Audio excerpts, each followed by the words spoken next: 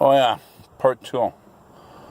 He also told me that come back in 2 weeks. So they're leaving the tube in, and he says if he takes the tube out, he's going to guarantee it's just going to get infected again.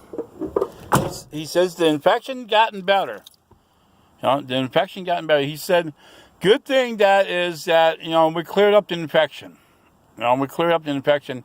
Because if they would have did surgery in the beginning, they would have cut me open and put some kind of thing inside me, let me heal a little bit, then cut me open again. He says, then it would have been a 2-process surgery. Cut me open twice. And then what they're talking about is just not trying to patch the hole. Well, it should be holes, because he said one in the colon and one in the bladder. He said, well, there's a tube. They're going to cut it here and cut it here, pull it together, then stitch it all the way around. I go, kind of like an inner tube of a tire? He goes, yeah, pretty much, like an inner tube of a tire. You're cutting it in half, and then cut off the bad end, pull it together, and splice it back together, splicing it back together.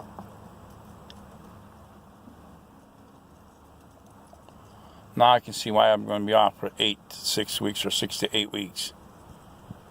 They're going to cut my stomach open.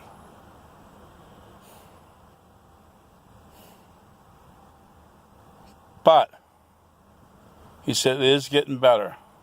So he gave me another 2 weeks. So tomorrow, I go see Dr. Myers at 9 o'clock. Dr. Myers at 9 o'clock. And this is going to be all up to her what's going to happen. If I'm going to do the surgery, wait another 2 weeks, He says that he's always 100% correct and right, that he says he don't see it healing by itself, even though it is healing. It's getting better. That's why I got the gassy smell, the sewer smell. That's why I got that. And plus, he says there is a small hole in my colon and in my bladder. I still have it. And he says that that's why I'm getting the bubbles out of my wiener. Just a little bit of bubbles, just a little bit. So it is getting better. I'm getting that gassy smell. I can't believe they didn't put me back on the antibiotics. Finished clearing up that little bit of infection. I said, well, the bag is clear, the tube is clear. I said, I even hooked a syringe up to it last night to try to suck out anything that's inside of me, and nothing came out. And he goes, huh. He don't want to hear. And then he says, yes, the surgery is going to be quite a big shiny penny. Not a shiny penny, it's going to be a shiny 50-cent piece. I mean, it's going to be a silver dollar, a real silver dollar. Well, that's cool. Well, Hornet just came in and went right back out. Good thing I had the other window open. Oh boy, I don't want to deal with that shit. But that's another story. One time I was in Westfield and I caught this turtle and I ran right through a wasp nest. A wasp nest. Black wasp. Hornet. Black hornet. Wasp. Whatever. Black hornet nest. I ran right into it. Tore the whole damn bag right open. And I got stung over like at least 50 times. I mean, I got stung everywhere. Good thing I'm not allergic to this shit. But yeah, I even got stung underneath my armpits because I was trying to, chase it. Plus, I carried that turtle. I didn't let that turtle go. I had that turtle. I hold, and he's snapping at me. Actually, they start stinging him too.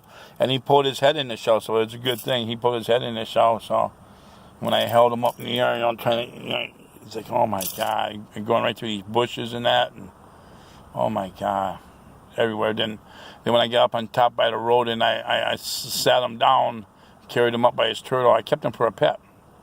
I kept him in the bathtub, had him for a couple of weeks, until my ma finally got rid of him. She made my cousin Candy put him in a 5-gallon bucket. I said, how'd you get that big thing in the bucket? Must have been one hell of a big bucket. Yeah. And threw it out in the river. My turtle, or my snapping turtle. My dad thought it was cool. He took a shower with it. And my dad said every time when he took a shower with it, that he put the turtle over on the other side of the tub, and he was standing over here watching up, and he's watching that turtle, And then every time the turtle came to him, he says by the third time, he turned that turtle around and put it back to the other side. After the third time, he got the turtle out. He just picked him up by his tail and put him out. Yeah. He says he's not taking a shower with the turtle. Yeah. My dad, imagine that, up in Montello. Caught the turtle in Westfield. Me and Steve Trout. Well, Steve Trout saw it. He says it's always been there. It's always been there every day. It's always been there, just sitting out on a rock. And then he says, oh, look, there's a turtle. Where? You know me. I love snapping turtles. I think snapping turtles are awesome. Okay, anyhow, I gotta see Dr. Myers tomorrow, 9 o'clock. A morning thing. I hate mornings. I hate daytime. But hopefully she believes and I believe. I hope she don't want to stick no catheter up my wiener. No.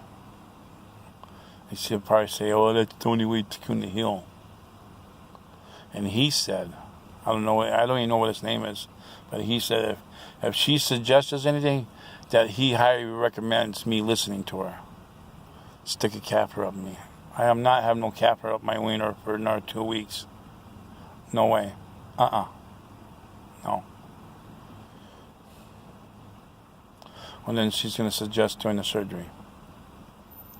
And I can do the surgery right here. That's what I was thinking about, going to Madison and haven't done it, He said, you can do that. You can do whatever you want. It's like, he says, but it ain't going to be the way you think it's going to be.